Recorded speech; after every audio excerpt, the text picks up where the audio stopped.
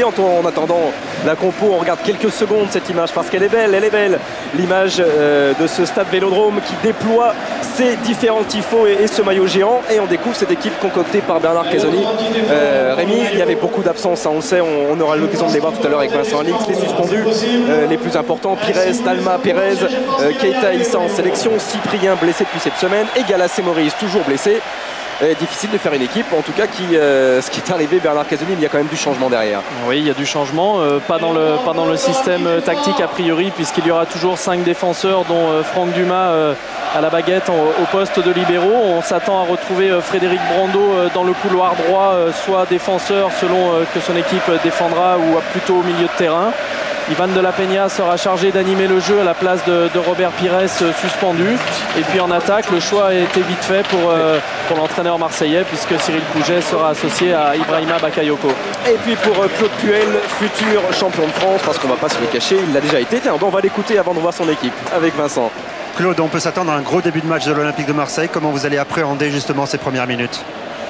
On est prévenu simplement de jouer notre jeu, et c'est vrai que nous aussi on a l'habitude de débuter pas mal, donc on verra bien. Donc gros début de match des deux côtés a priori? Oui, il faut l'espérer, surtout dans de bonnes conditions et dans un bon esprit. Et dans un bon esprit, voilà le bon esprit, en tout cas on va avoir un bon esprit de Claude Puel. On sait qu'il y avait un absent, on l'a vu tout à l'heure avec Vincent, c'est Ludwig Giuli, suspendu pour la première fois de sa carrière. Voilà l'équipe, et simplement on hésitait entre Riese et Farnerud, côté Puel en milieu de terrain. C'est le jeune Suédois qui a été choisi. Oui, certainement pour ses qualités plutôt offensives par rapport à Riese. On s'attend également à retrouver donc Sabri Lamouchi sur le côté droit en lieu et place de Ludovic Giuli, évidemment pas forcément avec les mêmes qualité que Ludovic Giuli, mais Sabri Lamouchi a l'habitude d'occuper ce poste parfois en fin de partie. Sinon la composition est classique. D'Acosta par contre retrouve un poste de milieu de terrain défensif. Willy Sagnol regagne le côté droit de la défense, et voilà, sinon le reste est classique. Devant, Marco Simone sera épaulé par Trezeguet qui retrouve son poste après l'intérim de Perso et Gallardo à la baguette. Voilà, cet AS Monaco à la recherche de son 7e titre, et cet Olympique de Marseille à la recherche tout simplement du maintien. On entre avec les deux équipes et on profite de l'ambiance du Vélodrome.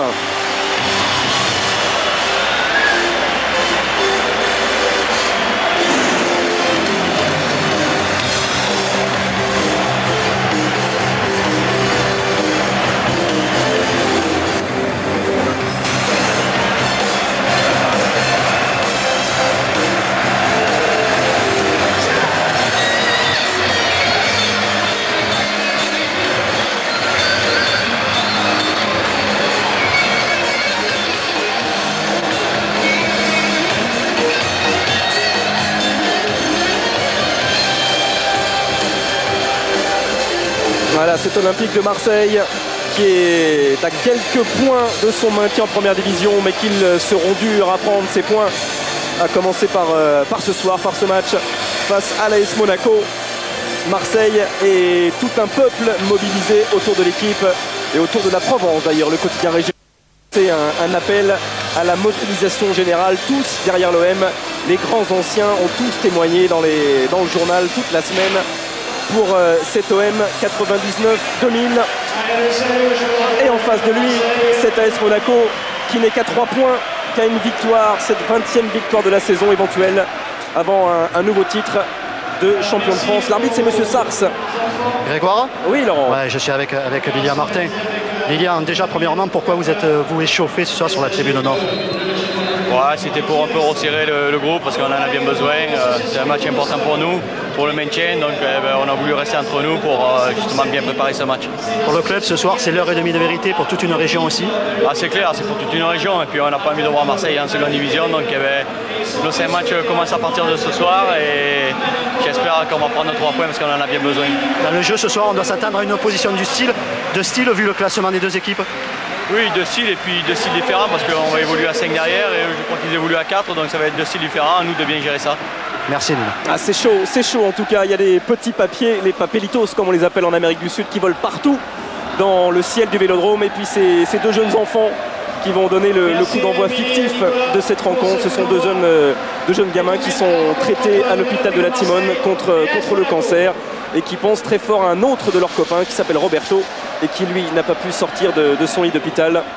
Voilà, ces gamins de l'hôpital de la Timone dont s'occupe entre autres Marcel Dib, qui est le parrain d'une association qui s'occupe des petits-enfants cancéreux de l'hôpital de la Timone.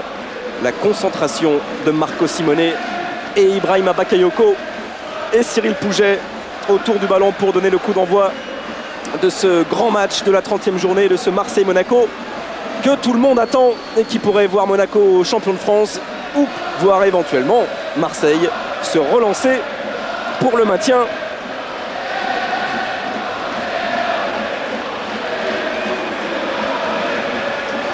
Et c'est parti, Bakayoko avec Peter Luxin et tout de suite Ivan de la Peña. Léonard avec Gallardo.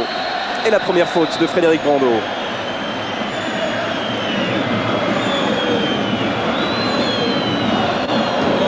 Voilà, Frédéric Brando qui occupe bien le couloir droit comme on l'avait signalé dans la composition d'équipe, et donc qui se retrouvera forcément dans la zone de Gallardo. Le dégagement de Patrick Blondeau. Tête de Willy Sagnol. À nouveau Blondeau. D'Acosta. Et la récupération suivie de l'accélération d'Ibrahima Bakayoko. Et l'intervention de Monsieur Sars pour un coup franc en faveur de l'Olympique de Marseille. C'est Ivan de la Peña qui va le frapper. Ça a été aussi une des grandes questions de Bernard Casoni cette semaine. Ivan de la Peña a-t-il 90 minutes dans les jambes? Ce n'est pas sûr. En tout cas, il débute cette rencontre. Il va chercher à mettre le danger dans la surface de réparation. C'est repoussé par D'Acosta. La tête de Franck Dumas. À nouveau D'Acosta. Pouget. Directement vers Gallardo, qui a évité Peter Luxin. Et il continue d'accélérer l'Argentin. De position de hors-jeu. Et Trezeguet et Simonet, toute la défense marseillaise était montée. Oui, bonne coordination de la défense marseillaise qui prend le choix de lâcher le marquage individuel pour se positionner en fonction de l'adversaire et du ballon. Un dégagement de Stéphane Porato qui fait partie des 5 Marseillais ce soir sur la feuille de match qui ont déjà évolué du côté de l'AS Monaco. Et c'est tête de Philippe Léonard sous la pression de Bakayoko qui va offrir un corner à l'Olympique de Marseille. Voilà, des Marseillais qui entament le match sur le même rythme, avec la même envie qu'ils l'avaient fait face au Paris Saint-Germain il y a quelques temps. Toujours aller de l'avant, récupérer les ballons hauts, essayer d'enflammer le match, ce qu'attend le public. Richard Martini va monter. Et bien sûr, Ivan de la Peña va frapper ce corner pour l'Olympique de Marseille. Tête de D'Acosta. Blondeau qui avait devancé Marco Simone. Et sortie de Fabien Barthez pour une relance à la main vers Philippe Léonard.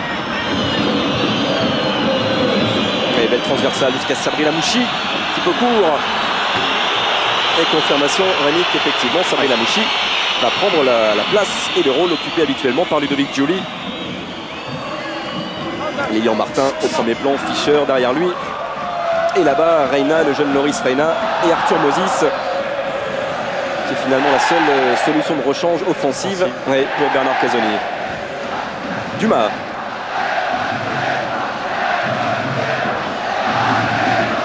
Et la bataille entre Philippe Léonard et Cyril Pouget. Faute du défenseur belge.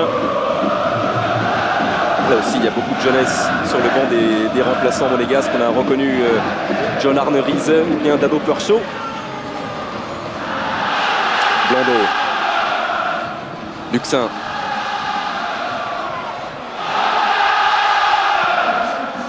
Et le capitaine marseillais qui va essayer de chercher Bakayoko, suivi par Martin Djetou.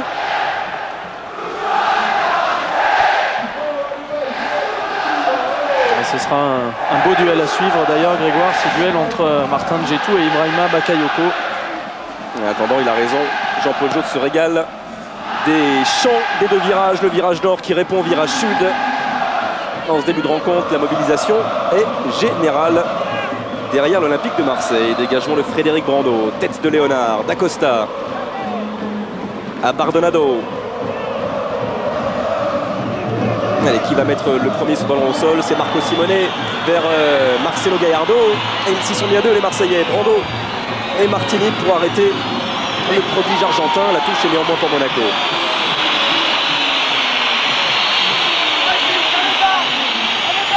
Gallardo avec Philippe Cristambal.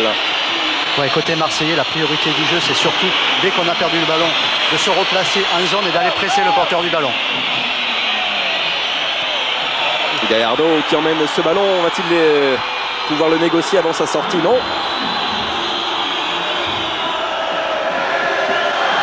Lui qui a déjà été champion, mais pas en France. C'était avec son club de River Plate à Buenos Aires et dans le championnat argentin.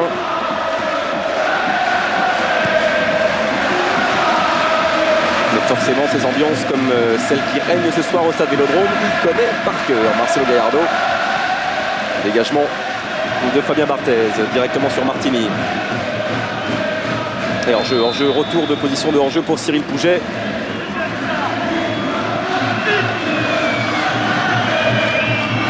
Léonard Gallardo s'entête sur le côté gauche pour l'instant du côté de l'AS Monaco. Ouais, mais d'ailleurs, ce qui est très significatif du jeu de Marseille, c'est que Bernard Casoni, qui demande de prendre Gallardo au marquage, dès que l'OM récupère le ballon, lui demande de participer au jeu. Donc il lui dit simplement, ne reste pas au marquage, va participer au jeu. C'est-à-dire que dès qu'il perd le ballon, l'équipe marseillaise doit coulisser et doit partir en pressing un par un en laissant, je dirais, son joueur de marquage. Autant dire qu'il faut de la concentration pour tout ça, côté marseillais. Et il en faut poursuivre des artistes comme Marco Simone, le tacle de Martini. Et faute derrière, sous les yeux de M. Sars. Faute sur Marco Simone. Oui, suite à ce bon tacle, un petit peu manqué tout de même de la part de Richard Martini, qui ensuite vient commettre cette faute qui va donner au Monégasque l'occasion d'obtenir un bon coup franc. Et Marco Simone qui n'a jamais joué avec Monaco ici au Vélodrome et qui dit que le Vélodrome serait l'endroit idéal pour être sacré champion. Pour l'instant, mathématiquement, les Monégasques ne le sont pas encore. Et ça bouge beaucoup dans la surface de réparation pour recueillir ce coup franc frappé par Gallardo. La tête de Jérôme Leroy directement sur Willy Sagnol. Mais il n'y avait pas d'hors-jeu pour Farnerud. En revanche, il y en avait d'autres. Il y avait Martin Djetou qui était resté à la traîne. C'est bien joué de la part de Farnerud qui est venu de derrière. Voilà, on le voit, lui, il est vraiment pas hors jeu. Par contre, ça traîne énormément, c'est vrai, surtout du côté de Martin Djetou qui évidemment fait action de jeu puisqu'il est complètement dans l'axe du but. Et voilà la direction de l'Olympique de Marseille qui a derrière Roger Hanin. C'est donc décidément la mobilisation générale. Et c'est, on le disait, le 4e match simplement comme titulaire pour Farnerud. De quoi l'aguerrir un peu plus. Le jeune Suédois, centre de Pouget, détourné par Philippe Léonard. Nouveau corner pour Marseille. Voilà, à l'origine de cette action, un ballon tout de suite en profondeur sur le côté de la part de Peter Luxin qui a ouvert sur Cyril Pouget. C'est en allant vite vers l'avant souvent que l'on arrive à déstabiliser les adversaires. Et à nouveau Little Bouddha pour frapper le corner marseillais. Monsieur Sars, lui, essaye de faire respecter les contacts dans cette surface de réparation. Tête encore une fois de Dacosta. Et il n'est pas éloigné complètement le danger. Il l'est finalement avec cette bonne prise de balle de Fabien Barthez et la relance à la main dans l'axe vers Sabri Lamouchi. 4 contre 4. Si Lamouchi accélère, il a Trezeguet devant lui. Il a Gallardo sur sa gauche. Et bon retour de Franck Dumas alors que Marco Simone, regardez-le avec les bras dans les cieux. L'attaquant italien qui attendait la passe de Sabri Lamouchi, mais elle n'est pas venue. Ballon toujours monégasque. Philippe Léonard. D'ailleurs, Jérôme Leroy. on a vu exactement ce que Bernard Casoni ne veut pas, c'est-à-dire qu'il veut que chaque fois s'il y a 4 joueurs de Monaco, il veut 5 joueurs de Marseille. Il ne veut pas qu'il y ait un 4-4, un 3-3, un 2-2. Surtout ça, c'est sa priorité défensive. Ah, il a dû avoir peur. Il a dû avoir peur sur cette contre-attaque. Il n'aura pas peur sur cette nouvelle position de hors-jeu de Marco Simone. Et quelle était belle la détente de Fabien Barthez au ralenti. Il était monté très haut et c'est la preuve que côté ischio-jambier, tout va pour le mieux pour le gardien de l'équipe de France.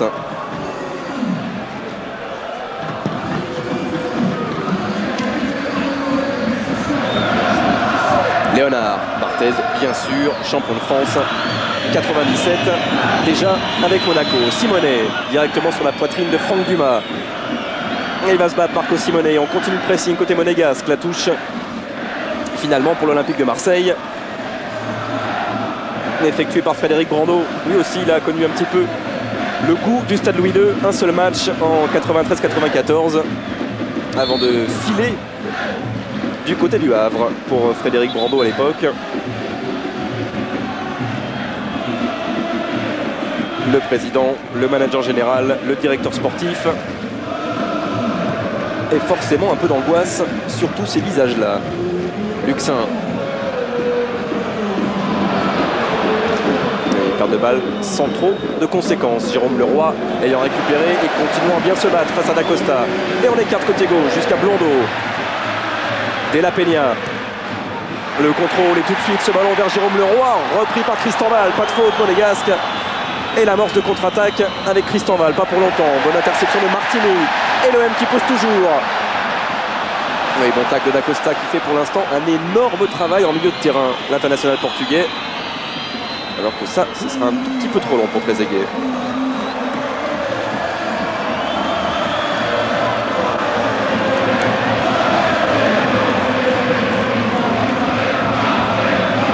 Tête de Martin Djetou, Leroy à la lutte avec Farnerud, Lamouchi tacle à son tour. Oui, on corrige toujours du côté de Bernard Casoni car il sent que chaque fois que son équipe récupère le ballon, il y a souvent des joueurs qui partent de derrière, on oublie un peu ce qui se passe dans le dos et il a énormément peur du contre à l'heure actuelle. Alors il est un peu embêté parce qu'il demande à ses joueurs de presser, seulement il y a beaucoup trop de joueurs qui participent au jeu offensif, donc il est en train un petit peu de calmer, il est en train d'essayer de trouver un équilibre au niveau de l'attaque et de la défense. Il y avait une belle ouverture d'abord de Dumas, centre de Pouget vers Jérôme Leroy, finalement repoussé par la défense monégasque. Brando, il est à droite, Bakayoko. Et l'extérieur du pied directement sur la tête de Willy Sagnol. Blondeau, Leroy, Brando, cette fois-ci il est passé, Bakayoko, mais le drapeau se lève pour l'international ivoirien. Et lui ne semblait pas. Oui, il y a peut-être Willy Sagnol, mais en tout cas ce qui est significatif depuis quelques minutes dans le jeu marseillais, c'est la position de Leroy qui cherche à récupérer les ballons très très haut et qui n'hésite pas en deux occasions. C'est lui qui a reçu le ballon pratiquement en lieu et place d'Ibrahima Bakayoko que l'on voit à l'écran. Obligé de se coucher, Stéphane Porato pour assurer cette prise de balle. Il y a trois libéraux en fait, côté marseillais. Franck Dumas pour la défense, Luxin pour le milieu de terrain et finalement Jérôme Leroy pour l'attaque. Ça ressemble un petit peu à ça. Trois joueurs essentiels dans la transmission côté marseillais. Et il a regardé à droite, à gauche, Peter Luxin pour jouer ce coup franc rapidement. Nouvelle interception monégasque, Sagnol. Il va continuer Willy Sagnol. Bien sûr, il n'est pas encore attaqué. Il y a énormément de place pour Marco Simone. Un petit peu court et trop profonde l'ouverture de l'arrière droit monégasque. En tout cas, la volonté de jouer haut des défenses s'exprime dans un chiffre déjà. 5 positions de hors-jeu, 3 du côté marseillais, 2 du côté monégasque. En 12 minutes, c'est énorme. Ouais, par contre, il doit y avoir un problème d'équilibre qui est en train aussi de rectifier Casoni sur le banc. C'est qu'il pense qu'il a mis de la Peña sur le côté gauche et que pour le moment, on ne joue pas du tout à gauche du côté de Marseille. Donc il est en train de demander à ses milieux de terrain, à Luxin, à Leroy, d'orienter le jeu plus vers de la Peña là-bas. Alors on va voir s'ils ont entendu Bernard Casoni, les Marseillais. C'est vrai qu'Ivan de la Peña est un petit peu collé à gauche. Et pour l'instant, pas très maître du jeu marseillais. Ce centre de Pouget sera bien capté par Barthez. On relance sur Gallardo. Léonard.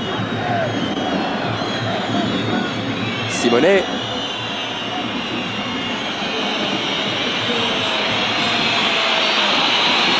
Farnerud.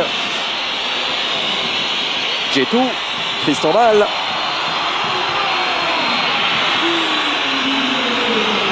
Et on progresse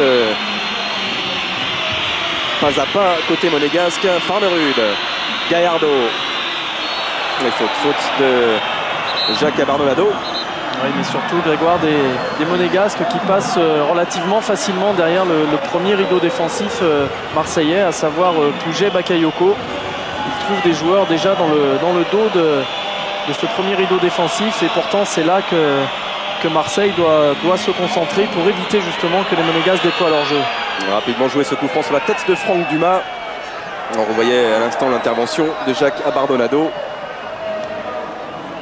qui lui croit dur comme fer, lui le Marseillais de naissance, tout comme Richard Martini d'ailleurs, dur comme fer à ce maintien de l'Olympique de Marseille en première division, qui a même reçu des cierges de Lourdes. Oui, mais c'est vrai qu'on parlait des cadres de cette équipe en début de partie. Abardonado n'est peut-être pas un cadre vu son passé, mais c'est un joueur de tempérament qui fait énormément de bien dans cette équipe. Oh, il est passé, Ibrahim Bakayoko devant Djetou derrière Pouget pour la frappe. Et le cadre qui se dérobe pour quelques centimètres. face à Cyril Pouget. La plus belle occasion depuis le début de la rencontre, elle est marseillaise. Ah oui, c'est bien joué de la part d'Ibrahima Bakayoko qui la décale sur la fin de l'action. Pouget qui choisit d'ouvrir son pied. Il a peut-être pas forcément choisi le bon pied. Et sur le pied gauche, il avait peut-être plus d'angle pour frapper. En tout cas, à l'origine, il y avait cet homme, il y avait Ibrahima Bakayoko sur un superbe contrôle orienté qui avait complètement déséquilibré la défense monégasque. Et parce qu'on parle des automatismes, certes ils en ont, Gallardo, Lamouchi, Trezeguet et Simonet depuis quelques mois maintenant. En revanche, Bakayoko et Pouget n'ont qu'un très mince vécu ensemble. Ah, et pourtant il n'y avait pas d'hors-jeu sur cette ouverture de Simonet vers Lamouchi. Et toujours l'avantage laissé par Monsieur Sars, pas de faute sur De La Peña, Farnerud, Gallardo. Oh, il est passé avec ce contre favorable et hors-jeu pour Trezeguet sur la passe de Marco Simonet. De toute façon aussi, Stéphane Porato s'était imposé. Alors on revoit effectivement le hors-jeu de David Trezeguet, Marco Simonet qui aurait pu frapper peut-être pour éviter cette position. Et attention Monégasque, parce que chaque fois qu'on les a fait dans les périodes délicates qu'ils avaient, ils demandaient à Julie et à Lamouchi et à Gallardo de revenir jouer un peu plus dans l'axe, ce qu'ils font depuis 3-4 minutes. Et là, ça pose vraiment des problèmes aux Marseillais. Ils ont des problèmes pour se situer défensivement et au niveau du marquage. Grégoire, Oui, Vincent. nous sommes derrière le but de Stéphane Porato avec les Yankees et surtout avec Robert Pires. Robert Pires qui passe la soirée avec les Yankees. Comment vous vivez ça, Robert? Comment je vis ça comme une première expérience, et je crois que j'avais envie de découvrir ce que c'était l'ambiance derrière les deux buts. Je m'aperçois que c'est extraordinaire parce que c'est le feu. Je crois que tout le monde ici a envie de voir notre équipe gagner. Tout le monde a envie et tout le monde fait ce qu'il veut, et je crois que c'est le plus important. Merci Robert. Ah, étonnant de voir Robert Pires suspendu, on le sait, aujourd'hui, le champion du monde, passer cette rencontre avec les supporters marseillais et aux premières loges, juste derrière le but, en tout cas en première période, de Stéphane Porato, la tête de Christian Val. Farnerud, Sagnol.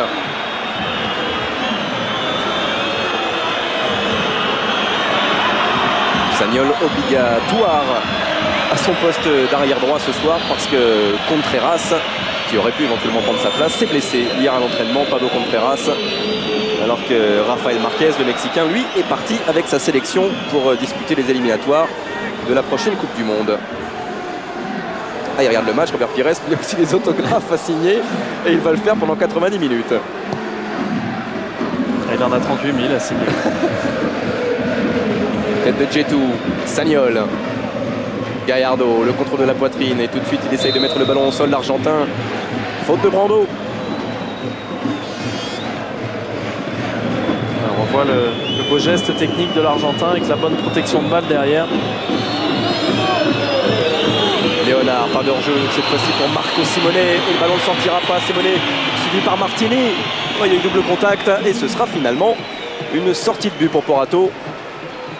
C'est vrai que le problème pour la défense marseillaise actuellement, c'est que Richard Martini est amené souvent à s'éloigner de l'axe central de la défense, ce qui fait que ça dégarnit un petit peu l'axe tout simplement, et il y a une coordination à trouver avec Frédéric Brando sur les déplacements de Marco Simonet dans cette zone. Tête de Djetou, celle de Dumas, Blondeau.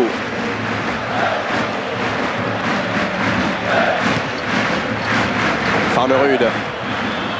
Mais c'est bien fait avec Gallardo, pas de hors-jeu pour Marco Simonet. Hors-jeu. Ouais, finalement, avec un petit peu de retard, le drapeau se lève. Ouais, mais quelle était belle cette passe sans regarder dans le dos, il savait exactement où était l'adversaire et son partenaire, Gallardo. C'était vraiment bien joué.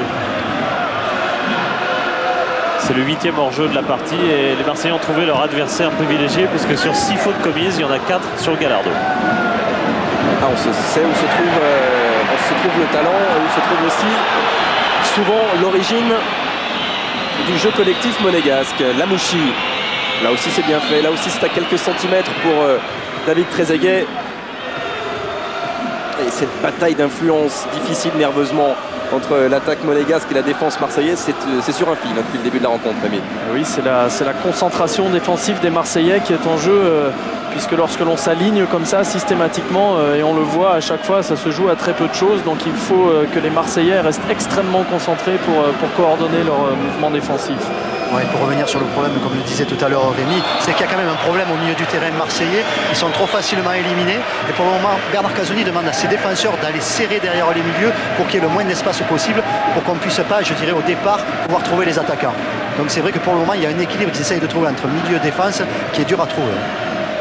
Alors en tout cas, elle est belle cette image d'Alain Sars qui discute avec le sourire en compagnie de Peter Luxin, qui lui, en revanche, est très très concentré. Coup franc frappé par Franck Dumas. Mais Jérôme Leroy n'a pas pu en profiter. En revanche, De La Peña, oui, la tête de Bakayoko sur le centre de l'Espagnol. Et encore une fois, Barthez qui voit ce ballon passer à quelques centimètres de son menton. Et ça, c'est un bon centre en première intention de La Peña. Et le bon coup de tête d'Ibrahima Bakayoko, la bonne détente, le bon timing, la balle retombe. C'est une tête piquée, malheureusement, pour les Marseillais, elle n'est pas cadrée. Bakayoko qui remercie le service parfait de La Peña. Et qui est là ce soir, Ibrahima Bakayoko, parce que sa fédération, la fédération ivoirienne, lui a laissé la possibilité de rester en France et de ne pas participer à un match de qualification de la Côte d'Ivoire face au Rwanda. En tout cas, il était sur les 2 actions marseillaises qui sont pour l'instant les 2 seules occasions et les 2 seuls tirs de la partie. Et le banc monégasque, Claude Puel, Jean Petit, le président Campora, qui avait, sans chercher la fausse modestie, le président Campora, dès le début de la saison, annoncé la couleur. On vise le titre. Et ça, on peut revoir tous les journaux du mois d'août dernier ou du mois de juillet 99. Il disait, on vise le titre, le président Campora. Et bien pour l'instant, ça se vérifie. De La Peña, hors-jeu pour Pouget.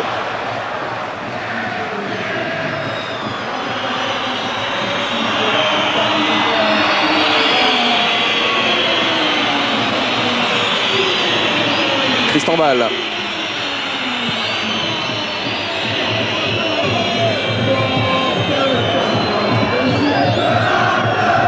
Et la touche pour Frédéric Brando. Martini.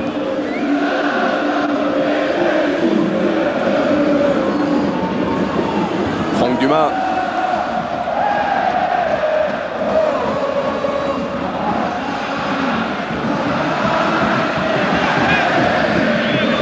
Léonard.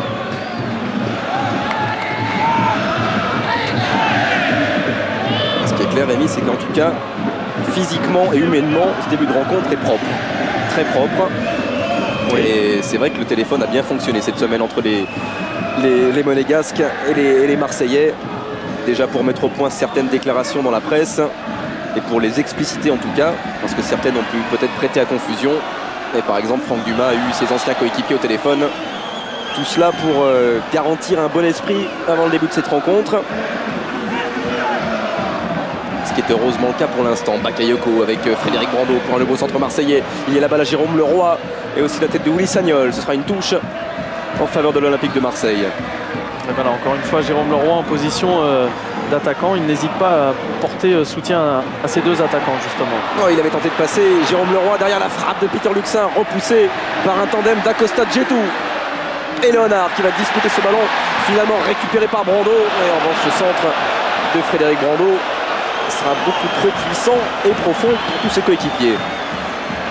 Oui, mais à la limite, c'est un petit peu ce dont parlait Laurent tout à l'heure. Sur cette action, c'était pas plus mal que les Marseillais aient perdu le ballon assez loin, car ils étaient tous en attaque et en contre-attaque. Justement, les Monégasques étaient prêts à faire la différence.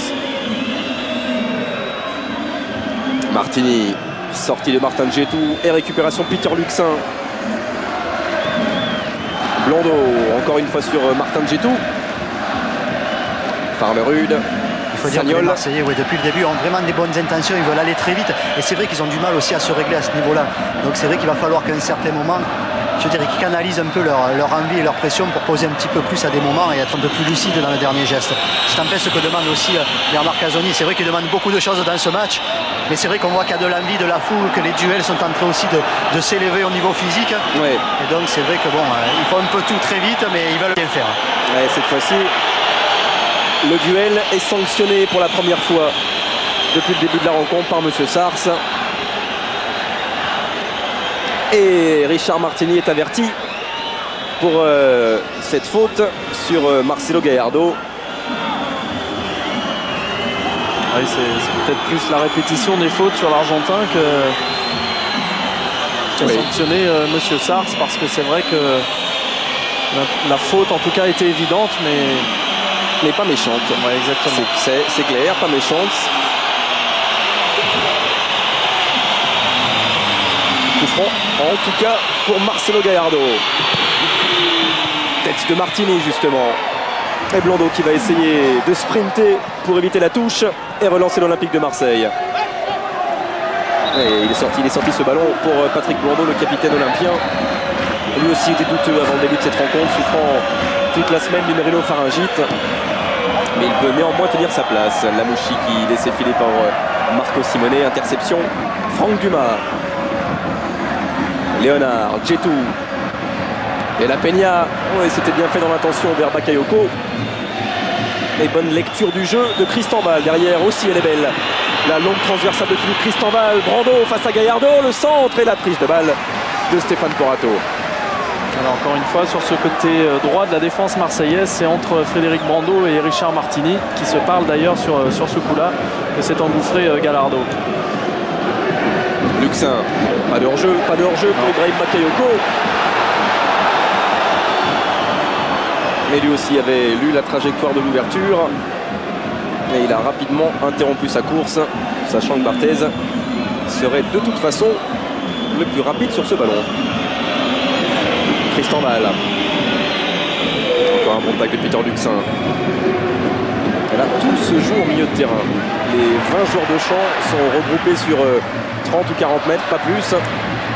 Et la bataille fait rage avec Luxin qui tente de rester sur ses appuis. L'avantage laissé par Monsieur Sars, et ça va se développer côté droit avec le centre de Jérôme Leroy. Tête de Cristambal. Lamouchi. Blondeau, et on va revenir côté gauche avec De La Peña, le dribble intérieur et la frappe enchaînée de l'Espagnol. Et le ballon qui décolle encore une fois au-dessus de la transversale monégasque. Ouais, c'est bien joué dans le contrôle, dans la prise de balle et dans l'accélération tout de suite derrière le dribble, le coup d'œil pour voir où il se trouve exactement de la Peña. Et il est gêné par le défenseur monégasque qui vient tacler. En tout cas, c'est la position idéale pour un droitier comme cela, sur le côté gauche, de pouvoir rentrer et se poser sur son pied droit. 4 tirs à 0 pour Marseille. Et puis une remarque sur les fautes trop nombreuses sur Gallardo. Et attention à Martini pour son dernier match ici. Il avait pris un carton rouge contre Feyenoord en Ligue des Champions.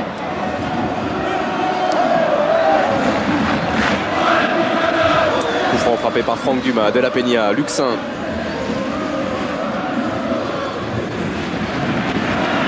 Ah, les ballons arrivent, c'est clair que quand De La Peña s'érige comme il le fait en ce moment en créateur de jeu et en meneur du jeu marseillais, les ballons arrivent, comme ceux de Gallardo d'ailleurs, vers Marco Simone. Et toujours David Trezeguet à la limite du hors-jeu. Et encore une fois, un ballon trop profond, cette fois-ci destiné à Sabri Lamouchi,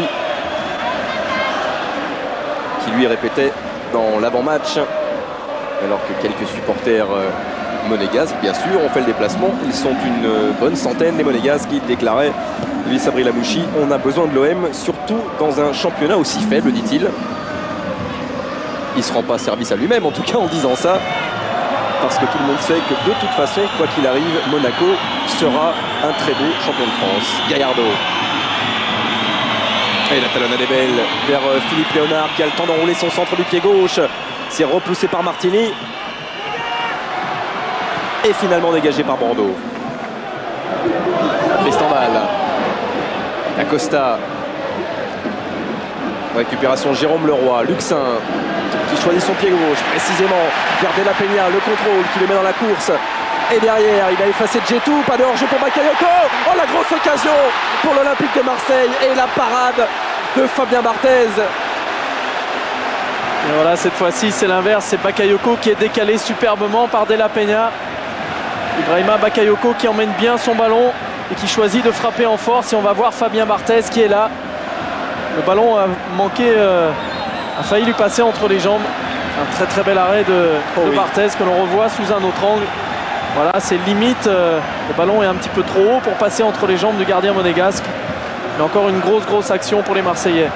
Ouais, encore, vous le dites Rémi, encore une grosse action. Alors qu'Ibrahima De La Peña, connaisseur, adresse un pouce levé à Fabien Barthez. C'est vrai qu'elle était belle et surtout décisive, cette parade de Fabien Barthez. Ça fait quand même 3 occasions pratiquement des face-à-face pour les attaquants marseillais. Et toujours pas de but, toujours ce 0-0. Et toujours ce manque de réussite offensive. Coup franc pour Della Peña.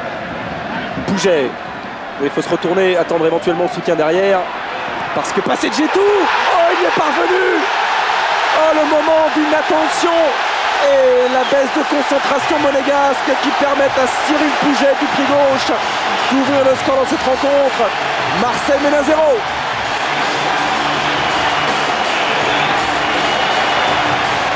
Et on va le revoir, c'est l'abnégation de Cyril Pouget qui lui permet de récupérer ce ballon qu'il a pratiquement perdu en duel avec les 2 monégasques. Voilà sa puissance physique, son abnégation et cette fois-ci le ballon qui passe en dessous du gardien monégasque. C'est un véritable but d'attaquant en pivot en se retournant. Et c'est loin d'être immérité pour le moment au vu des occasions que les Marseillais se sont procurées jusqu'à présent. Oh, l'énorme délivrance aussi sur le banc. Tout le banc marseillais s'est levé. Et les virages sont en train de s'embraser. La récupération de Franck Dumas et le 4e but sous ses couleurs marseillaises pour Cyril Pouget. Il n'avait pas marqué depuis un bon bout de temps, Cyril Pouget, déclarant ici ou là qu'il ne se faisait pas de soucis et qu'en buteur, en attaquant d'expérience, il savait que ça reviendrait un jour. Cette 30e minute de ce Marseille-Monaco était la bonne minute pour Cyril Pouget. Grégoire, oui, excuse-moi, je suis avec Yannick Fischer. Yannick, on a vu sur le but de Marseillais que tout le banc marseillais s'est levé. On a vraiment l'impression ce soir que toute l'équipe tire dans le même sens. Oui, effectivement. De toute façon, je pense que c'est le match où il faut qu'il y ait une grande solidarité. Ce but nous fait beaucoup de bien. Maintenant, il faut continuer avec la même rigueur et la même envie parce que c'est la seule chose qui compte ce soir, la manière dont on s'en moque un peu. 2 matchs ce soir, quand vous avez le ballon, quand vous n'avez pas le ballon. Pour vous, l'équilibre, il est bon dans les 2 domaines? Pour l'instant, en disant que ça se passe pas trop mal, ils ne se sont pas créés d'occasion. Contre Monaco, c'est quand même une bonne chose. Et nous, derrière, on s'est créé quelques belles occasions. Et là, on en a concrétisé une. J'espère que ça va continuer comme ça. Merci. En tout cas, ça continue dans l'intention. On a vu à l'instant cette nouvelle tentative d'Ibrahima Bakayoko. Et Jérôme Leroy repris par Francisco da Costa. Oh, il va continuer, l'international portugais. Provoquer la faute de Martini. Attention, Richard Martini, déjà averti par Monsieur Sars. Mais Martini, encore une fois, sorti de l'axe défensif de sa position initiale. Encore une fois, il sort sur le côté pour couper cette incursion de Da Costa cette fois-ci.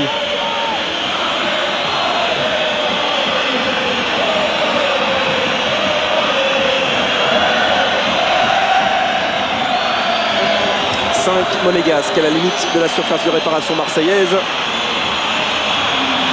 Et toujours Gallardo pour frapper le coup franc. Tête de Luxin. Tristan Ball. Sagnol. Pouget directement sur Léonard. Luxin.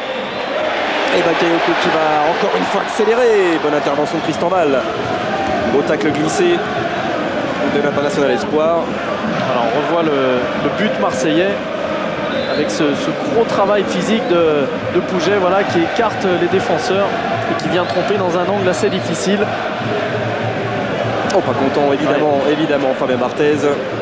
Pas content et de la réussite aussi pour Cyril Pouget. Il fallait évidemment réussir le dernier geste. Mais il est d'abord ce ballon qui a rebondi sur la jambe de Tristan Ball, qui l'a remplacé dans le sens du but. Et puis pour une fois, cette frappe qu'il a su placer sous les jambes de Fabien Barthez. Léonard. Sabri Lamouchi devant Patrick Blondeau. Dumas. Farnerud. Récupération Jérôme Leroy.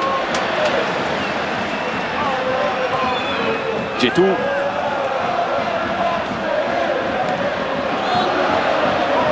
Et un pied un peu haut de Da Costa.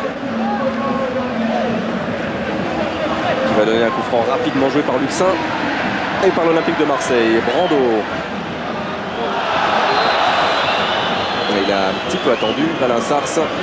Et finalement il est venu sanctionner Philippe Léonard.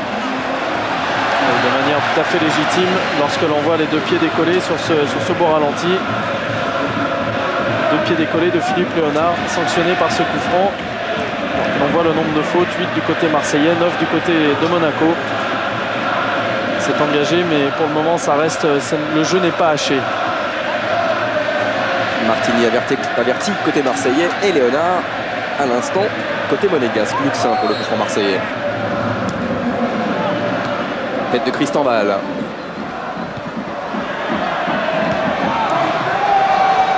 Ce sera une touche pour les Blancs.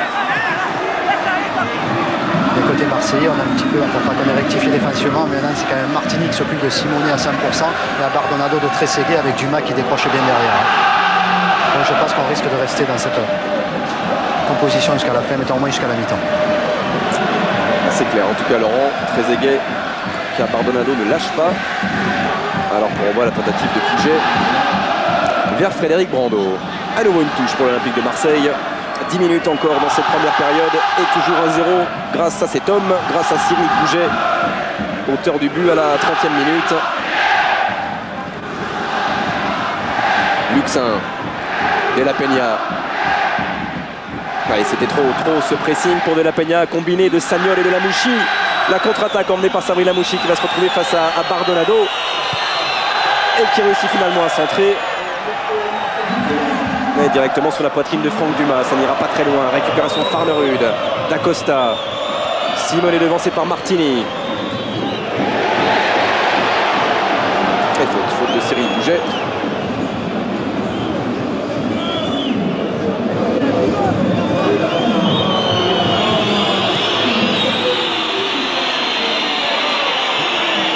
Bando. Luxin. Il est bien dans ses contacts ce soir et dans ses prises de balle, Ibrahim Bakayoko. Et là, ça n'a pas fonctionné jusqu'au bout avec De La Peña. Ballon toujours marseillais. Luxin.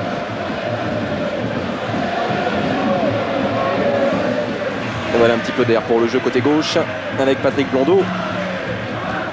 Le Roi, De La Peña. Et on change d'aile et on avance toujours côté marseillais. Excentré, Cyril Pouget va aller provoquer Philippe Léonard. Et derrière la frappe détournée, semble-t-il, de Jérôme Leroy, pardon. Elle n'a pas été touchée finalement. Et loin de là d'ailleurs.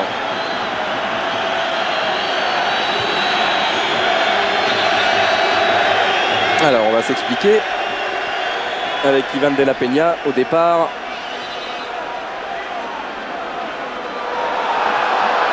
Oh, c'était bien jusqu'ici et ce serait bien que les anciens interviennent et qu'Abardonado et les jeunes se calment. Ça serait bien que Sabri Lamouchi et Patrick Blondeau surtout aussi interviennent, ce qu'ils sont en train de faire. Et ce que fait aussi Fabien Marthez en évacuant Marcelo Gallardo de l'échauffourée actuelle. Alors, on va pas faire un résumé de ça, on va pas se concentrer là-dessus. Oh, carton rouge pour De La Peña. Carton rouge pour Ivan De La Peña. Ouais, sans faire un résumé, je crois que c'est complètement à l'origine de l'échauffourée qui est revenu Monsieur Sars. Oh, il a pris le temps en tout cas, Alain Sars. Il a pris le temps de regarder, de voir ce qui se passait. Alors on va voir si effectivement Jean-Paul a l'image. Certes, il y a faute de Farnerud au départ, pas de problème.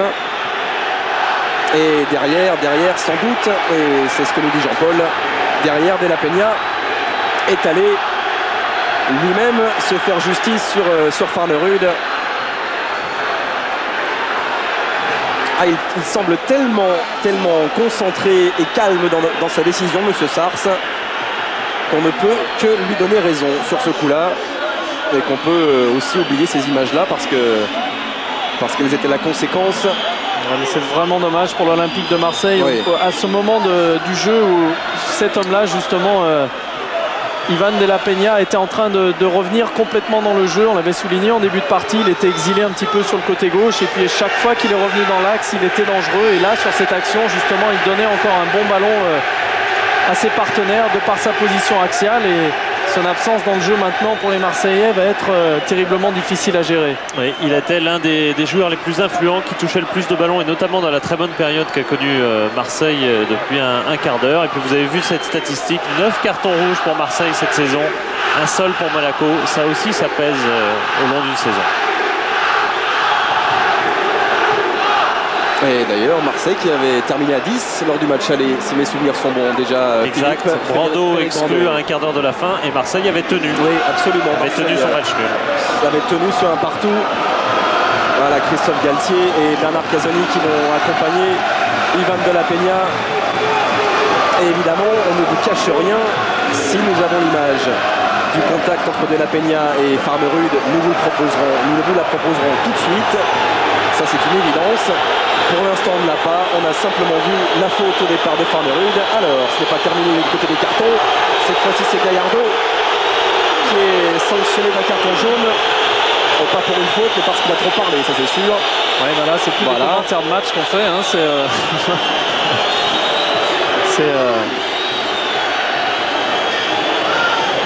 Évidemment, toute cette situation est très difficile à gérer pour un arbitre parce qu'il y a des petits échauffourées qui éclatent un peu partout. Voilà un homme qui en profite pour prendre son temps et pour regarder ça avec un petit peu de recul. Marco Simone.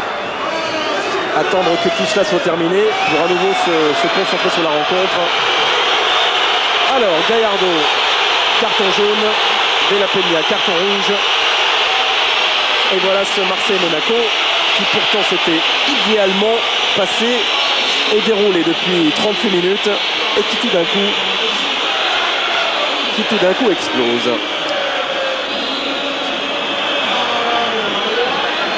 Allez, pour reparler un petit peu de tactique, Peter Luxien a replacé ses hommes et c'est Cyril Pouget qui, Laurent nous le confirmera sans doute, c'est Cyril Pouget apparemment qui est allé se placer sur le côté gauche, là où était positionné la plupart du temps Ivan de la Peña. Barthez avec Martin Djetou. Et comptez sur nous si dans le quart Jean-Paul Jaude et tous ses assistants retrouvent l'image de la Peña avec Farnerud. On vous la montrera, mais pour l'instant, malheureusement, on ne la retrouve pas. On verra d'ici la fin de cette première période et éventuellement pendant la pause. 6e faute subie par Gallardo. Et nouveau coup franc pour l'AS Monaco. Toujours mené, il faut le rappeler, même si Marseille est à 10. Toujours mené 1-0, c'est Monégasque. Coup franc de Gallardo directement sur Marco Simone. Oh, qui va frapper. Et il allait chercher la précision, a placé ce ballon côté opposé, Marco Simone, mais Stéphane Porato a pu s'en saisir. Et c'était le premier tir monégasque face aux 8 Marseillais depuis le début. Et puis peut-être une remarque qui nous rappelle, cette partie nous rappelle un peu la Coupe du Monde où c'était des joueurs créatifs qui avaient été le plus souvent victimes des cartons rouges et des problèmes pour des petites vengeances. Et c'est parfois dommage que ce soit eux les victimes. On se souvient de Beckham, on se souvient de Zidane contre l'Arabie Saoudite.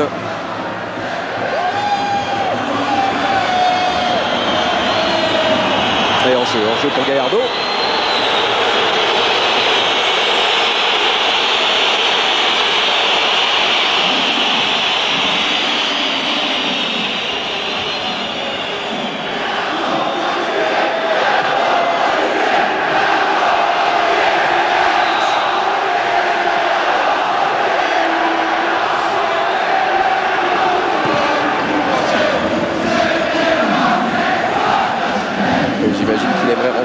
Il aimerait être sur le terrain, Robert Pires, dans ce moment bien précis de la rencontre où ses couleurs mènent toujours 1-0, mais où le scénario de cette rencontre a peut-être, pour l'instant pas encore évidemment, basculé avec l'expulsion d'Ivan de la Peña. Bakayoko lui continue à se battre dans les pieds de Philippe Léonard. Ce que les Marseillais ressentent comme une injustice va certainement décupler leurs forces. À eux de rester concentrés pour ne pas dépasser les limites justement et de canaliser cette énergie qui leur sera nécessaire pour conserver, voire augmenter leur avantage. Sagnol. Gallardo. Hors-jeu pour Trezeguet.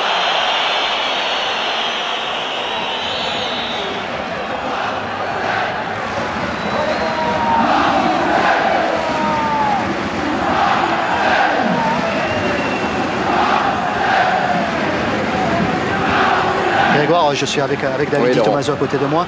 David, les esprits se sont un petit peu calmés à l'heure actuelle. Est-ce que vous comprenez que Marseille agisse comme ça parce que vu peut-être l'enjeu ce soir de la rencontre? Ouais, on comprend tout à fait. Mais bon, j'espère que ça ne va pas partir en sucette, hein, comme on dit. ça reste toujours un match de football. Bon, c'est vrai que Marseille joue le maintien. Mais bon, nous aussi, on veut gagner, on a le titre en jeu. Et puis voilà quoi. Bon, j'espère que ça va se calmer, mais il n'y a pas de raison. Avez-vous intérêt ce soir que le match se joue plutôt sur un plan technique que physique? Non, il n'y a pas de... C'est vrai que techniquement, on est peut-être un peu plus fort qu'eux. Eux, ils sont très présents dans les duels. Bon, maintenant, c'est à nous de poser le jeu et de jouer comme on sait le faire. Ok, merci. Super.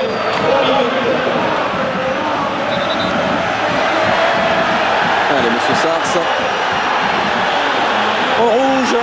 Allez, cette fois-ci, c'est pour Philippe Léonard qui avait déjà été averti d'un carton jaune. Et ben voilà, deux équipes à 10 contre 10, juste avant la pause.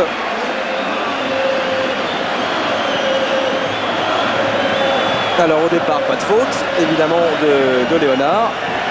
Et en revanche, derrière, sans doute, a-t-il parlé. Et regardez ce que dit Sabri Lamouchi. Mais tais-toi, semble lui dire Sabri Lamouchi à son coéquipier Philippe Léonard. Et malheureusement, pour les Monégasques, Philippe Léonard ne s'est pas tu. Le mot de trop, et les voilà 10 contre 10, on va suivre cette touche et derrière vous montrez d'ailleurs pour la première fois le contact entre De La Peña et Farnerud tout à l'heure, parce qu'on l'a retrouvé en attendant, on va suivre ces dernières secondes parce qu'elles sont palpitantes et que Marseille est à nouveau proche du but de Fabien Barthez avec ce nouveau corner.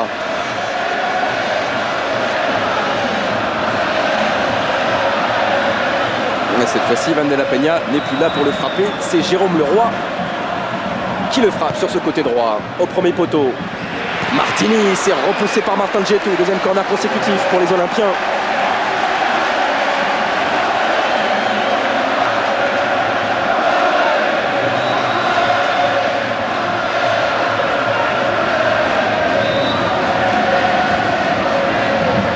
Cette fois-ci frappé un peu plus long, alors que tous les Marseillais avaient convergé à l'amorce des 6 mètres de Fabien Barthez. Lamouchi.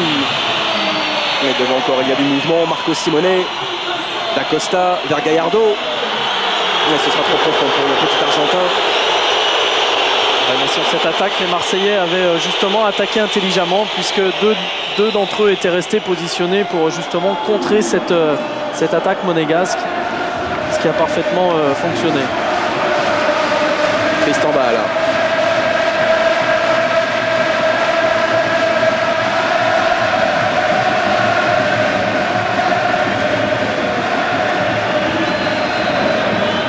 Farnerud directement vers Frédéric Brando. Gallardo.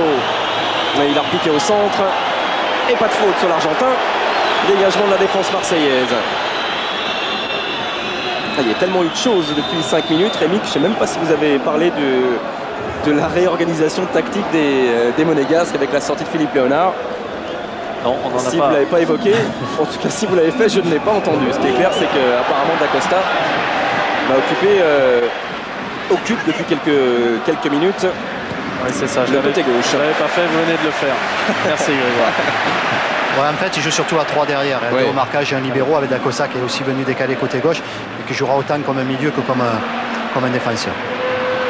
Cette fois-ci, Luxin ne trouvera ni Jérôme Leroy ni Cyril Pouget. Déjà 2 minutes au-delà du temps réglementaire de cette première période. Et intervention de Luxin, il a joué le ballon. C'est le signe de Monsieur Sars. À nouveau Peter Luxin, qui ne disait qu'une chose lui avant le début de cette rencontre: on va se déchirer. Et c'est vrai que les Marseillais ont beaucoup donné à l'image d'un Cyril Pouget déjà marqué sur son visage, mais buteur important de cette première période. Marseille mène 1-0 et a-t-on, avant la première interview, l'image justement, l'image de ce qui s'est passé avec Farnerud. Voilà, c'est grossi, la faute de Farnerud. Et derrière, attendez 2 secondes Laurent, 2 secondes. On n'a pas l'image en bas. Voilà l'image, et derrière, le coup d'Ivan De La Peña. Voilà l'explication au gros plan de la décision de Monsieur Sars tout à l'heure. En tout cas, 2 équipes à 10 et Laurent. Avec Fred Brando. Fred Brando, je crois que l'enjeu mérite peut-être un tel engagement, je crois, dans cette rencontre ce soir. Mais c'est vrai que nous, on se bat pour prendre 3 points impérativement pour éviter la relégation, et eux, ils veulent gagner ce soir le championnat. Donc c'est vrai que ça met un tel enjeu que que parfois on essaye de mettre de la grévissée, mais toujours dans le bon sens du terme. Et c'est vrai que ça peut mal finir, on l'a vu sur 2 cartons rouges. 10 contre 10 maintenant, sans faire un jeu de mots, est-ce que ça va être la loi du milieu maintenant? De toute manière, le football ça a toujours été la loi du milieu. Mais c'est vrai qu'avec l'enjeu qu'il y a et 10 contre 10, il va falloir couvrir encore plus de terrain et c'est vrai que ça va devenir de plus en plus difficile avec le match qui va avancer dans le temps, je dirais. C'est vrai que ça va être fatigant, mais bon, on n'a pas le choix, c'est comme ça. Ok, merci. En attendant, on regarde l'ouverture du score à la 30e minute. Signé Cyril Pouget. Jusqu'ici, Barthez s'était imposé face aux tentatives des attaquants marseillais. Et cette fois-ci, il n'a rien pu faire face au pied gauche de Cyril Pouget. 10 contre 10. Voilà le programme de la deuxième période. 2 cartons rouges, on l'a vu, Ivan de la Peña et Philippe Léonard. Et Marseille à la pause qui mène 1-0, Nathalie. Eh ben, on va laisser les corps et surtout les esprits se reposer, se calmer un petit peu. On va en profiter pour faire un point sur l'autre match de cette 30e journée. Sedan recevait Bordeaux, c'est un match capital également. Et capital pour l'Europe. Alors on va faire le résumé complet avec notre envoyé. À partir de 20h30, vous le savez, vous avez rendez-vous avec la demi-finale retour de la Coupe de l'UEFA. Lens recevra Arsenal. Rémi, vous y étiez hier, alors on va revoir ensemble le but puisque Arsenal s'est imposé à Highbury 1-0. Le but de Denis Bergkamp. Alors c'est vrai que c'est un très très joli but sur une superbe ouverture d'Emmanuel Petit, mais en même temps ce but-là, Rémi, il condamne pas du tout les Lensois. Hein. Non, pas du tout, même si effectivement on a eu peur pour eux après ce départ catastrophique. On a vu là, on revoit plutôt ce très bon ballon d'Emmanuel Petit qui surprend la défense centrale. Après c'est la classe et la vitesse d'exécution de Denis Bergkamp qui fait la différence, mais c'est vrai que ce handicap d'un but pour les Lensois n'est pas insurmontable en vue du match retour. En tout cas ça nous promet une très belle affiche. Et ben voilà, vous y serez aux côtés d'Hervé Matou à 20h30 sur Canal avec donc Hervé Matou et Gaëtan Huard et également Laurent Paganelli. Alors on va faire tout de suite un petit point avec Vincent Alix qui lui est dans le salon BIP, je crois. Vincent, vous êtes bien entouré hein? Nous sommes dans le salon club effectivement, Nathalie, avec Florian Maurice. Florian, comment vous avez vécu cette première période? C'est le match que vous attendiez? Ouais, c'est un petit peu ce qu'on s'attendait, un match très chaud, très engagé, des deux côtés bien sûr. Mais je pense qu'on a fait le plus dur en ouvrant le score. Maintenant, il reste à conserver ce score parce qu'on a vraiment besoin des 3 points ce soir. À 10 contre 10, ça va changer? Ça restera dans la même physionomie qu'on a débuté. Il y aura 2 joueurs en moins, c'est sûr. Maintenant, il y aura peut-être un peu plus d'espace aussi. Donc à nous d'en profiter. Bon, maintenant, on perd Ivan qui a fait un très bon début de match. Il donne de très bons ballons. On perd une pièce maîtresse. Bon, maintenant, il faut s'accrocher parce que toute la ville et tout le club est derrière nous ce soir. Donc, à nous de ne pas les décevoir. Merci Flo, bonne fin de soirée. Il est là avec ses coéquipiers ou près de ses coéquipiers, Flo Maurice. On va voir les 2 événements de la première. Oui, Laurent. Je sais pas, je vais m'avancer peut-être un petit peu, mais il me semble qu'il aurait expulsé Gallardo pendant la mi-temps. Donc à vérifier, il vient de l'appeler dans son vestiaire, il est ressorti en état de crise Gallardo. Oui. Donc est-ce qu'il a fait une remontation ou est-ce qu'il... Ah pardon, j'ai pas vu la caméra, pardon. Non mais bon, comme il était en discussion derrière, donc ça se peut qu'ils aient expulsé Gallardo durant la mi-temps. Eh ben vous restez avec eux, en attendant, on va voir les 2 expulsions de la première période et les 2 images importantes. Il y avait un 0 à ce moment-là et à ce moment-là, il y a eu un contact, on va le voir avec Jean-Paul, entre Pontus Farnerud, le monégasque, et Ivan de la Peña. D'abord, Rémi, la faute de Farnerud. Certes.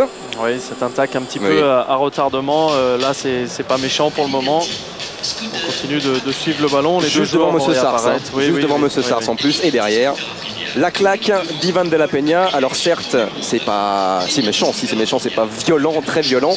Mais en tout cas, Monsieur Sars, bien placé, avait pris sa décision à ce moment-là. Greg. Et attendez 2 secondes, Laurent. On voit la 2e expulsion, celle de Léonard, qui avait déjà été averti. Et regardez l'assistant de Monsieur Sars. Et il est furieux, et il a raison d'être furieux, parce que Philippe Léonard vient de lui parler mal, comme on dit. Et il appelle tout de suite Monsieur Sars. C'est Pierre Renaudin, l'assistant de Monsieur Sars. Et derrière, il est expulsé logiquement, lui aussi, Philippe Léonard. Et même si ça ne change rien, Sabré Lamouchi qui vient lui dire arrête de parler. Résultat, ils sont à 10 contre 10, Laurent, pour la deuxième mi-temps. Ouais, non, en fait, Gallardo a bien été expulsé durant la mi-temps. Donc il aurait mis un coup dans les vestiaires sur un joueur marseillais. Et j'en profite parce que je suis avec Jean-Luc Ettori, parce que bon, on est un peu dépité de voir ça. C'est vrai qu'on voit Monaco qui joue bien au football depuis le début de la saison. Puis on se rend compte que souvent, quand on est violent avec eux, on se retrouve que c'est les Monégasques qui payent à chaque fois. Donc je pense qu'il y a quand même une rectification à faire là-dessus, non? Oui, bon, d'abord je voudrais rectifier. C'est lui qui a pris le coup et c'est lui qui est expulsé. Mais enfin bon, passons sur les détails. Je crois qu'on assiste à une parodie de football. C'est vrai que pour nous empêcher de jouer, on emploie une manière forte. C'est vrai que ça devient lassant. C'est vrai que ça. Il y a même de l'écœurement parce que bon, pour moi le football c'est pas ça, quoi. Je crois que toute équipe a ses armes à faire valoir, mais il y a des limites à pas dépasser. Monsieur Sarr, ça a l'air d'être un peu dépassé, mais enfin bon. C'est malheureux de voir ça. On va parler un peu comme des anciens combattants, mais je crois qu'il y a des valeurs qui se sont perdues. Et je pense qu'à un certain temps, on respectait quand même l'adversaire. Oui, il y avait un respect mutuel entre les joueurs. On ne voyait pas champ de choses. Donc, tout à l'heure, on discutait en aparté un petit peu. Et moi, je disais que j'ai eu la chance de connaître ce qu'était vraiment le football. Bon, c'est vrai que ça n'a plus rien à voir avec ce qu'on voit aujourd'hui. Je suis un peu dépité. Mais bon, c'est toujours difficile de trouver les mots pour expliquer ça. Mais bon, je crois qu'on fait fausse route en pensant qu'on peut s'imposer comme ça. Ça peut durer un temps, mais dans la durée, c'est jamais bon. En tous les cas, ça va durer encore 45 minutes. Ouais, mais bon, je crois que de toute façon, il y a une chose qui est certaine, on sera champion. Et Marseille, c'est pas certain qu'il reste en première division, même s'il gagne ce soir. Donc, je pense que nous, on est dans le vrai. Et maintenant, bon, nos adversaires emploient le jeu qu'ils veulent, c'est leur problème, mais je crois qu'ils font fausse route. Merci, Jean-Luc. Ouais, c'est bien d'entendre ces mots-là de la part de Jean-Luc Ettori, qui a 602 matchs de D1 derrière lui avec Monaco et qui est un petit peu comme nous, totalement abasourdi de ce qui se passe. Effectivement, Marcelo Gallardo a été expulsé pendant la pause, qui était d'ailleurs arrivé à Stéphane Porato, me disait Philippe Doucet. Du côté de Metz, il avait parlé à l'arbitre après le coup de sifflet de la mi-temps et il avait été expulsé, en gros, après le jeu, pendant la pause. On va revenir au foot parce qu'il y a quand même un petit peu de foot pendant cette première période et heureusement ce but de Cyril Pouget, Philippe.